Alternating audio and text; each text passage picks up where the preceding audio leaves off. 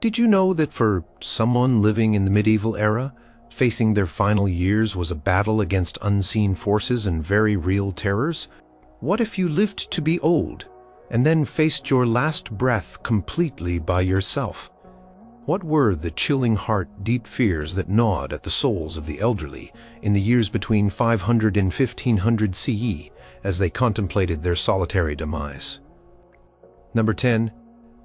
Fear of unconfessed sins and immediate damnation. The very air of the medieval world hummed with a profound, pervasive sense of God's omnipresence and the absolute certainty of an afterlife.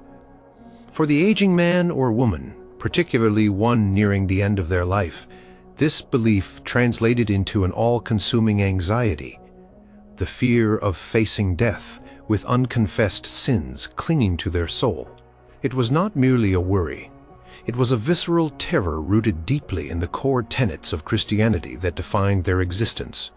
The Church taught with unwavering authority that salvation was a gift, yes, but one contingent upon a life lived in accordance with divine law and, crucially, upon a clean slate at the moment of departure from the earthly realm. A good death was the ultimate aspiration, and central to this good death was the reception of the last rites.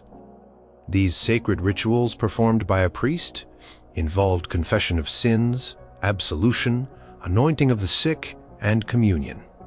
They were believed to purify the soul, preparing it for the arduous journey to the next world. To die alone meant, most grievously, to die without these rites. It meant there would be no priest to hear the final whispered confessions of a lifetime's transgressions, no holy oil to consecrate the failing body, no blessed bread and wine to sustain the soul on its terrifying passage. Imagine a man, perhaps a former farmer or a humble craftsman, his body frail from decades of toil, his mind still sharp but clouded by the growing shadows of his own mortality. He might lie on a rough cot in a forgotten corner of a relative's house, or perhaps in a tiny, isolated hovel he called his own. The cold dampness of the room seeps into his bones, a mirror to the chilling dread in his heart. He remembers that outburst of anger years ago, the small lie told to save a few coins, the fleeting moment of envy he allowed himself to harbor. These were not just memories. They were stains, according to the teachings, that could drag his soul down into the eternal fires of hell. The absence of a priest, a consecrated vessel of God's grace, meant there was no one to intercede, no one to offer the cleansing words of absolution. He might clutch a wooden crucifix or a worn rosary, his fingers trembling, but the profound absence of a spiritual guide would amplify his despair. Historical accounts from the period, particularly those detailing pious lives or exemplary deaths, invariably highlight the presence of a confessor. The Ars Moriendi, or the Art of Dying, a widely circulated manual in the later Middle Ages, explicitly outlined the temptations a dying person would face from demons and the importance of confession and faith to overcome them.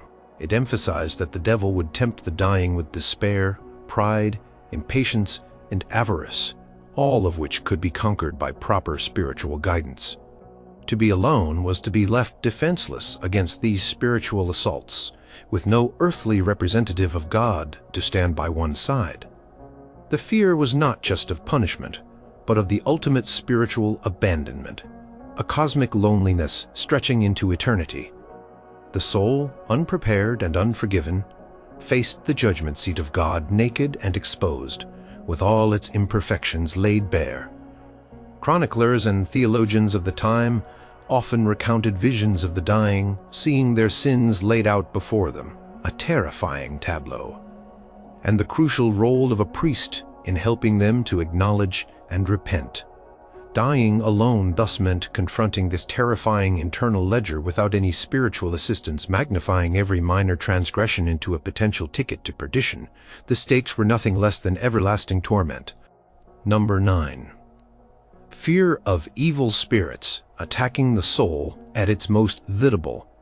The medieval mind was a landscape teeming with unseen forces, a cosmic battleground where good and evil wrestled for supremacy. For the elderly person facing a solitary death, this pervasive worldview manifested as an overwhelming dread of spiritual attack. It was an accepted truth that as the soul prepared to depart the body, it entered a period of extreme vulnerability, a threshold moment when demonic entities, ever watchful and malevolent, would redouble their efforts to snatch it away. The Ars Moriendi literature, a popular guide to a good death, vividly illustrated these spiritual perils. It depicted hideous demons swarming around the deathbed, whispering temptations, sowing seeds of despair, and attempting to trick the dying person into sin. To be alone, therefore, was to be left utterly defenseless against these insidious assaults. Imagine a frail aging woman, perhaps a widow who has outlived her family, now lying alone in a small shadowed room. Her breathing grows shallow, her senses dim. In her mind, the darkness of the room is not merely the absence of light, it is the physical manifestation of the lurking evil that seeks to claim her. She might recall the vivid stories told by priests from the pulpit, or the chilling tales whispered by neighbors, of souls lost to the clutches of demons. These narratives were not abstract theological concepts. They were terrifying realities, shaping daily life and the approach to death. Without the presence of family, friends, or most critically, a priest, there would be no one to offer prayers, no one to light blessed candles, no one to sprinkle holy water, no one to recite the potent exorcisms and litanies that were believed to ward off evil. The medieval understanding of illness and death often incorporated supernatural elements. A lingering illness could be seen as a sign of spiritual struggle, and a difficult death, especially a lonely one, might be interpreted as a sign of demonic interference. The dying person, in their weakened state, was thought to be particularly susceptible to the devil's final temptations of despair, of impatience with God's will, of pride, of avarice, and of a lack of faith. A solitary death meant there was no one to remind them of God's mercy, no one to offer comfort, no one to bolster their failing faith against these diabolical suggestions. The terrifying image of demons dragging an unassisted soul into the fiery pits of hell was a potent one frequently depicted in church frescoes, stained glass, and illuminated manuscripts. These images were not just art. They were instructional tools, powerful warnings that underscored the necessity of a guided, supported death. A solitary death, therefore, was seen as a dangerous gateway, an open invitation for the forces of evil. Without the collective prayers of a community, without the specific rituals and blessings of the church, and without the intercessory presence of a holy man, the dying soul was believed to be vulnerable to being corrupted or even stolen outright by demons. The fear was that the individual's will, weakened by illness and approaching dissolution, would be no match for the cunning and power of the unseen tormentors. This spiritual abandonment was perhaps even more terrifying than physical neglect, for its consequences were eternal, not merely temporal. The medieval soul was not just afraid of dying, it was afraid of dying wrong, of failing the ultimate spiritual test and facing an eternity of torture at the hands of the very demons it had been taught to fear since childhood. The ultimate battle for the soul was fought at the deathbed, and to fight it alone was to face almost certain defeat. Number 8. Fear of a lingering, painful death without comfort. Life in the medieval era was often harsh, punctuated by disease, injury, and constant physical labor. The concept of pain management, as we understand it, simply did not exist.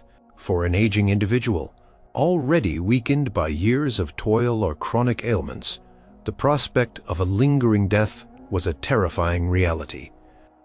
This fear was compounded immeasurably by the idea of enduring such suffering completely alone, without the solace of human comfort, the easing of physical discomfort, or the spiritual reassurance provided by a present community. Imagine an old man, perhaps a former stone mason whose hands are gnarled and stiff from years of shaping rock. Now he lies in a small, damp chamber, perhaps a neglected corner of a family home where his presence is tolerated but not truly welcomed, or in an isolated monastic infirmary where resources are stretched thin. His body is racked with a fever that burns from within, or a crippling ache that gnaws at his bones. He coughs, a deep rattling sound that tears at his chest, and his breath comes in ragged gasps. There is no one to bring him a cool drink, no one to wipe the sweat from his brow, no one to turn him to prevent bed sores, no one to offer a comforting word or a whispered prayer. His throat is parched, his lips cracked. He might try to call out, but his voice is weak, fading into the silence of the room. The historical reality of medicine in the Middle Ages offered little in the way of effective pain relief. Remedies often consisted of herbal concoctions, prayers, or bloodletting, which were more likely to exacerbate suffering than alleviate it. Without a care bore, even these limited interventions were impossible. The dying person would face the full, unmitigated brunt of their illness, the burning fever, the cramping muscles, the debilitating weakness, the struggle for breath. The dread was not just of the pain itself, but of its unrelenting nature, stretching out for hours or even days with no hand to hold, no voice to soothe, no presence to acknowledge their agony. Chroniclers and medical texts of the time, scarce as they are in direct patient accounts, reveal a deep awareness of physical suffering at the end of life. Descriptions of prolonged illnesses emphasize the toll they took on the body. A lonely death meant an undignified death in the eyes of many. It meant the body, a temple of the soul according to Christian doctrine, would suffer in isolation, unattended, its needs unmet. The dying process, often messy and unpleasant, would unfold without the compassionate touch of another human being. There would be no one to assist with basic bodily functions, no one to clean, no one to offer even the most rudimentary care. The fear was that the last sensations would be those of agonizing discomfort and utter abandonment. This fear also extended to the psychological and spiritual dimensions of pain. A person suffering intensely and alone might succumb to despair, questioning divine mercy or their own worthiness. Without a priest to remind them of the redemptive power of suffering or loved ones to offer words of comfort and hope, the spiritual battle against despondency would be fought alone, leaving them vulnerable to the temptations outlined in the Ars Moriendi. The prospect of a prolonged, agonizing physical torment, combined with complete emotional and spiritual isolation, made a solitary end a truly terrifying prospect for any medieval individual. The final moments, meant to be a transition to eternity, would instead be a descent into pure, unshared misery. Number 7. Fear of being abandoned and utterly alone. In the medieval world, the individual was inextricably woven into the fabric of their community. Family, village, guild, and church formed a dense, interconnected web of relationships that provided support, identity, and protection. To be truly alone was almost unimaginable, a state akin to being cast out of society. For the elderly, the fear of abandonment was a profound emotional terror, striking at the very core of their human need for connection and belonging. Dying alone meant being utterly severed from this vital communal tapestry, a prospect almost as terrifying as damnation itself. Consider an elderly woman, perhaps a spinner or a weaver, whose husband and children have passed before her, or perhaps whose surviving family has moved away to seek opportunities elsewhere. She might find herself living on the fringes of her village, her physical strength failing, her ability to contribute economically diminishing. The fear is not just that no one will be there at the very end, but that she will gradually, inexorably fade from the collective consciousness of her community long before her last breath. She might dread the days when she can no longer walk to the market, no longer participate in communal prayers at the church, no longer share in the gossip and laughter of her neighbors. Her absence would go unnoticed, or worse, become a relief to those who might have seen her as a burden. The medieval social structure placed a high value on familial duty and communal responsibility. Children were expected to care for their aging parents, and neighbors were expected to offer charity and assistance to those in need, especially the poor and the elderly. While these ideals were enshrined in custom and religious teaching, the reality could be different, especially for those without immediate family or significant resources. Poverty, illness, and changes in family dynamics could lead to genuine neglect. The fear was that the social safety nets, fragile as they sometimes were, would simply cease to exist for them. No one would visit, no one would check, no one would even notice their slow decline. Historical anecdotes and legal records sometimes touch upon the plight of the destitute elderly, particularly those without kin. They were often reliant on charity from the church, local lords, or the community. To fall outside these spheres of care was to enter a terrifying void. Dying alone meant that one's life would end without witness, without comfort, without the affirmation of human presence. There would be no one to hear last words, no one to recall shared memories, no one to mourn.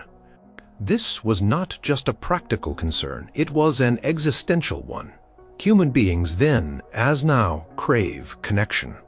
To face the ultimate moment of transition, the passage from life to death in complete and utter isolation was to deny a fundamental human need. The psychological toll of such abandonment would be immense. Despair, loneliness, and a crushing sense of insignificance would undoubtedly accompany the physical decline. The fear was that one's life, however long and full of struggles, would culminate in an anonymous, unobserved end, as if they had never truly existed. This kind of loneliness, a deep, pervasive feeling of being utterly forgotten and unloved, was a terrifying prospect for any medieval individual, especially one who had always lived within the close-knit bonds of a community. It was a fear of ceasing to matter, long before ceasing to be. Number 6. Fear of not receiving proper Christian burial. For the medieval Christian, the journey of the soul did not end with death. Burial was not merely a practical disposal of the body. It was a profoundly sacred act, steeped in theological significance and social custom. The proper Christian burial, complete with rites, prayers, and interment in consecrated ground, was considered absolutely vital for the soul's peaceful transition and eventual resurrection. For the elderly, the fear of dying alone was intrinsically linked to the terrifying prospect of being denied this essential final ritual, leading to spiritual peril and social disgrace. Imagine an old peasant woman, her hands calloused from a lifetime of labor in the fields, her spirit clinging to the traditions and beliefs of her village. She knows the importance of being buried in the churchyard among generations of her ancestors and fellow parishioners. This hallowed ground was not just dirt. It was a sacred space, blessed by the church, a holding place for the faithful awaiting the last judgment. The fear that she might die alone meant that her body might not be discovered in time, or that, if found, there would be no one to arrange for the proper rites.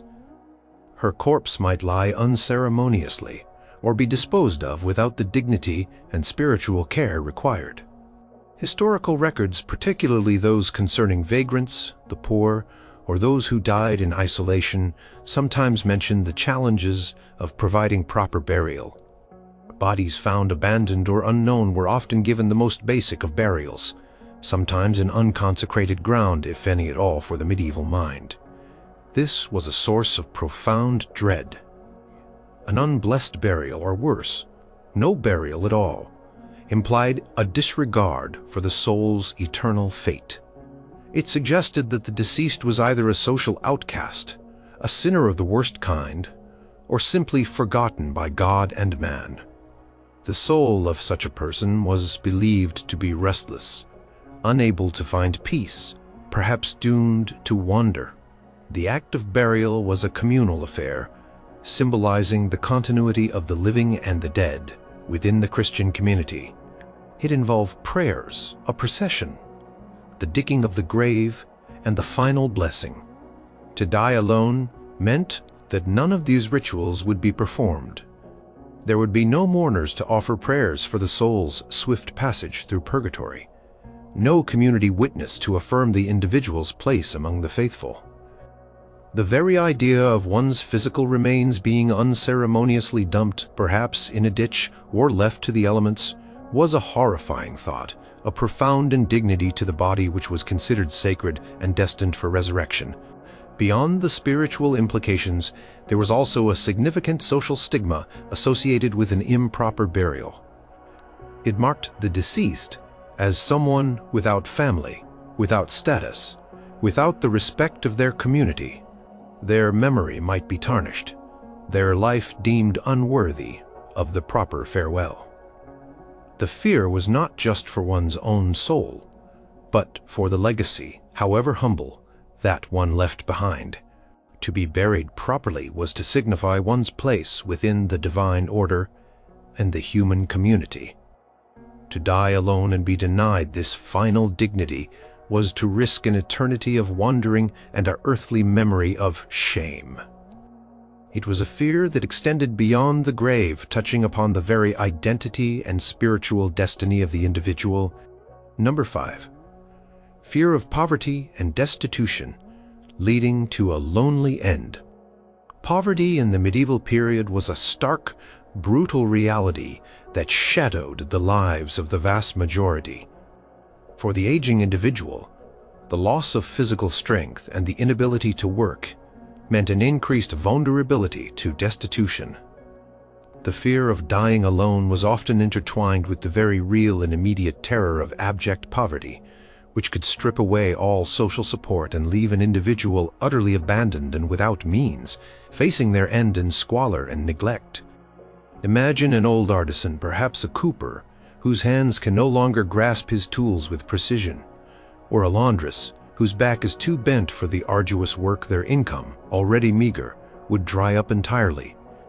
They might have no savings, no pension, no social security net to fall back on. Their home, if they owned one, might be a tiny drafty dwelling that offers little protection against the biting cold of winter or the oppressive heat of summer. Without family to provide for them or without the means to pay for care, they would face an increasingly bleak existence. The fear was not just of hunger, but of the creeping realization that their inability to contribute would make them a burden, an unwanted mouth to feed. Historical accounts and records of poor relief institutions, such as almshouses or monastic charities, highlight the constant struggle against widespread poverty. While charity was a Christian virtue, it was often insufficient to meet the overwhelming demand. Many elderly poor were left to rely on the sporadic kindness of neighbors, the occasional handout, or the mercy of the elements. Dying alone in this context meant succumbing to the direct consequences of poverty, starvation, exposure, or untreated illness exacerbated by malnutrition and unsanitary conditions. There would be no one to bring food, no one to fetch water, no one to provide warmth. The fear was also of the sheer indignity that accompanied such destitution. Medieval society, while espousing charity, also harbored a strong sense of social hierarchy and the shame associated with public beggary. To be reduced to a solitary, impoverished existence was to lose not only one's livelihood, but also one's standing and respect within the community. An elderly person, once a productive member of society, might find themselves utterly powerless, their very survival dependent on the fleeting generosity of strangers.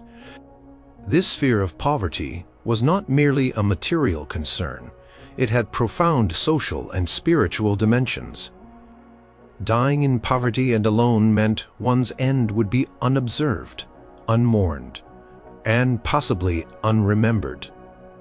It deprived the individual of the comfort of family, the spiritual solace of a priest, and the basic human dignity of care. The physical suffering caused by hunger and cold would be compounded by the crushing emotional weight of complete abandonment. For many, this was a fate worse than a quick, merciful death. It was a slow, agonizing descent into a lonely oblivion, where the last moments were characterized by desperation and profound neglect.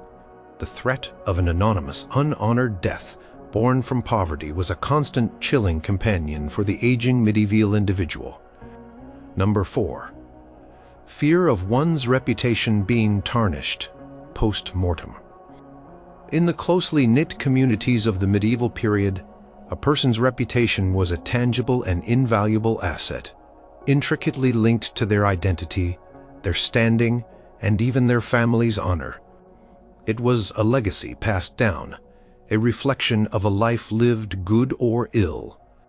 For the elderly, contemplating their end, the fear of dying alone was deeply intertwined with the terrifying prospect of their reputation being sullied or forgotten after their passing. A lonely death could imply a life of sin, social estrangement, or a lack of familial care, all of which could cast a long, dark shadow over their memory. Imagine an old man, perhaps a respected merchant in his younger days, or a woman known for her piety and charity. They have lived their lives carefully, striving to maintain a good name within their village or town. They have contributed to the church, upheld their family's honor, and perhaps even served in some small civic capacity. The fear that they might die alone, without witness, without the proper rituals of mourning, gnaws at them. Their death might be attributed to some unknown disgrace, or simply forgotten, erasing their hard-won reputation from the collective memory. Historical sources, such as wills, epitaphs, and community records, often reveal a preoccupation with legacy and public perception. Individuals frequently left instructions for specific prayers to be said for their souls, for their names to be remembered, and for their virtues to be acknowledged. A proper funeral, attended by the community, served as a public affirmation of the deceased's standing and the respect they commanded. To die alone meant to be deprived of this public validation. There would be no procession, no eulogies, no communal mourning to reinforce their good name. The absence of mourners and a proper burial could lead to harmful speculation. If an old person was found dead alone in their home, questions might arise. Were they a recluse because of some secret sin? Did their family abandon them due to a dispute or a transgression? The very fact of a solitary end could be interpreted as a sign of a bad life, even if the reality was simply poverty, illness, or the natural progression of outliving one's kin. This was not just social gossip. In a society where public perception and divine judgment were so closely linked, a tarnished reputation could even be seen as a precursor to spiritual damnation. Furthermore, a lonely death meant there would be no one to ensure that one's wishes were carried out, whether they pertained to their modest possessions, their final instructions for their soul, or the care of any dependents. This neglect could lead to their estate being mismanaged, or their intentions ignored, further diminishing their memory and influence. The fear, then, was of a silent, unobserved erasure from the community's consciousness, a dissolution of their very identity that extended beyond their physical demise. For a medieval person, whose existence was so deeply interwoven with their community and their spiritual standing, the prospect of an unmourned and ill-reputed end was a profound source of anxiety, threatening to undo all the effort of a lifetime dedicated to maintaining a good name. Number 3. Fear of physical neglect and decay of the body. The medieval period had a profound awareness of the physical body's vulnerability, its susceptibility to disease, and its inevitable decay after death. For the aging individual, the fear of dying alone was inextricably linked to the terrifying prospect of their physical, self-enduring neglect, suffering, and ultimately an undignified decomposition, unobserved and uncared for. This was not merely a concern for hygiene or comfort. It touched upon deep-seated anxieties about the sanctity of the human form and the spiritual implications of its desecration. Imagine an old woman, perhaps a retired laundress, her muscles wasted, her bones brittle, confined to a small, isolated dwelling. Her illness progresses, sapping her strength. The fear that chills her heart is not just of death itself, but of the slow, agonizing process of bodily decline without any human assistance. She might be unable to reach water to quench her thirst, food to sate her hunger, or even to relieve herself. The thought of lying in her own filth, of her body becoming soiled and unkempt, is a deeply humiliating and terrifying prospect. There would be no one to offer a cool cloth for a feverish brow, no one to ease cramping limbs, no one to attend to the most basic human needs as the body failed. Historical accounts and medical treatises of the time, rudimentary as they were, still acknowledged the importance of basic care for the sick and dying. Comfort was often limited to warmth, hydration, and cleanliness. To be deprived of even these fundamentals was to suffer in a way that was both physically agonizing and profoundly undignified. The dread was of the physical process of dying itself. The fever, the vomiting, the dysentery, the uncontrollable bodily functions, unfolding without any mitigating human touch or care. The body, weakened by disease and age, would be left to its own devices, its final moments marked by squalor and extreme discomfort.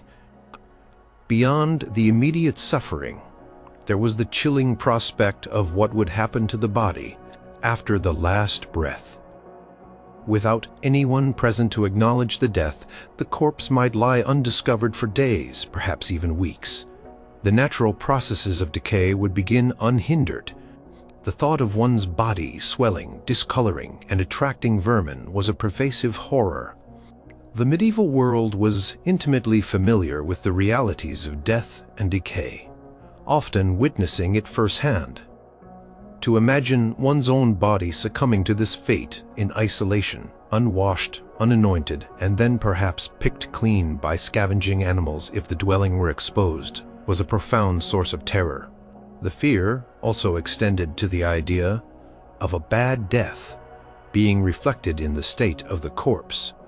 A body found neglected and decaying might be perceived as a sign of divine displeasure or a lack of spiritual grace, further solidifying a negative posthumous reputation. The ultimate concern was the profound loss of dignity and the abject degradation of the physical form, which was considered the vessel of the soul and destined for resurrection. For a medieval person, the prospect of their body, once a living temple, being reduced to an unceremoniously rotting husk, unattended and dishonored, was a truly horrifying culmination to a lonely life. Number 2. Fear of becoming a burden and being cast out.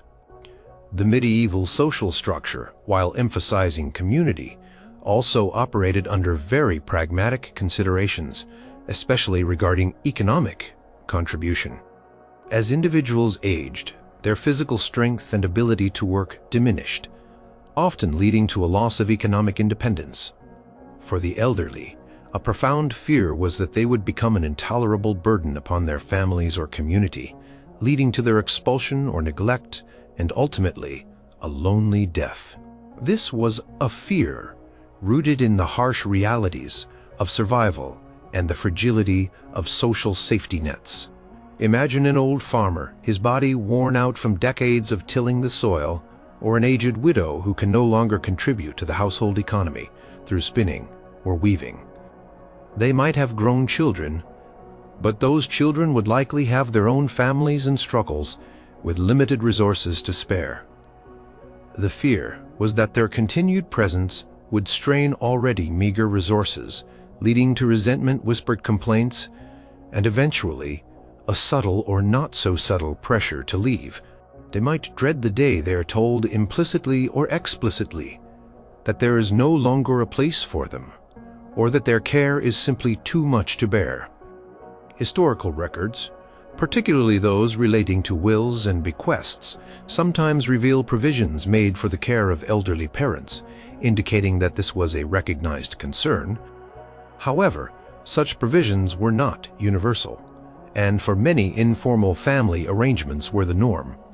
When these arrangements broke down, or when families faced their own severe hardships, the elderly often bore the brunt. They might find themselves forced to live in outbuildings or to wander, relying on charity. The fear was of becoming a permanent guest, tolerated but not truly wanted, slowly being pushed to the periphery until they were utterly alone. This fear was compounded by the limited availability of institutional care. While almshouses and monastic infirmaries existed, they were few and far between, often reserved for specific groups, and certainly not sufficient to accommodate the large number of elderly poor. For the vast majority, family was the only recourse. To be rejected by one's own kin, therefore, was to face an almost certain, lonely, and destitute end. The medieval understanding of social obligation was strong, but so too was the pressure of survival in a pre-industrial economy. The emotional toll of this fear was immense. It was not just a practical concern about shelter and food, but a deep, spiritual wound. To be perceived as useless as a drain, as a mouth to feed, that no longer contributes was to suffer a profound blow to one's dignity and self-worth. It was the fear of being seen as disposable, of having one's lifetime of contributions forgotten, and of being cast out to face one's final moments in isolation. This kind of abandonment, originating from within one's own family or community, was perhaps one of the most painful and demoralizing fears, leading inexorably to the terrifying prospect of dying completely alone and uncared for. The very act of becoming a burden could seal one's fate for a solitary and neglected end. Number 1. Fear of the body being dishonored or scavenged. In a world before modern forensics and organized public services, the fate of an unburied or neglected corpse was a gruesome reality that fed a primal fear in the medieval mind. For the aging individual facing the prospect of a solitary death, one of the most horrifying anxieties was the possibility that their body, after the last breath, would not receive the proper dignity and protection, instead being subjected to desecration, scavenging. This was a fear that transcended social status, striking at the very core of human reverence for the deceased. Imagine an old forest dweller, a hermit, or even a marginalized individual living on the outskirts of a village, who succumbs to illness in their isolated dwelling. There is no one to witness their passing, no one to mourn, no one to prepare their body for burial. The chilling dread is that their demise will go unnoticed for days, or even longer. As the body lies still, the natural world, indifferent to human customs, would begin its work. Rodents, insects, and larger scavengers like dogs, wolves, or crows, ever present in the medieval landscape, would be drawn to the scent. The thought of one's physical remains, the vessel of one's soul being gnawed upon, torn apart, or scattered by animals, was a visceral horror. Historical accounts, particularly those detailing outbreaks of plague or times of great famine, occasionally touch upon the grim reality of unburied bodies. While typically these were mass occurrences, the individual dread remained. The sanctity of the human body, a core Christian belief, emphasized the resurrection of the flesh. To have one's body desecrated or consumed by beasts was seen as a profound violation, not just of dignity, but potentially of the very means by which one would rise again at the Last Judgment. This was a physical terror amplified by spiritual anxieties. Beyond animals, there was also the fear of human opportunism. Grave robbers, while primarily targeting those already buried in consecrated ground, might also prey upon an unburied corpse if it possessed any valuables, or even for more macabre purposes, rudimentary medical practices. The idea of one's body being mishandled, dismembered, or violated by other humans was another layer of profound distress.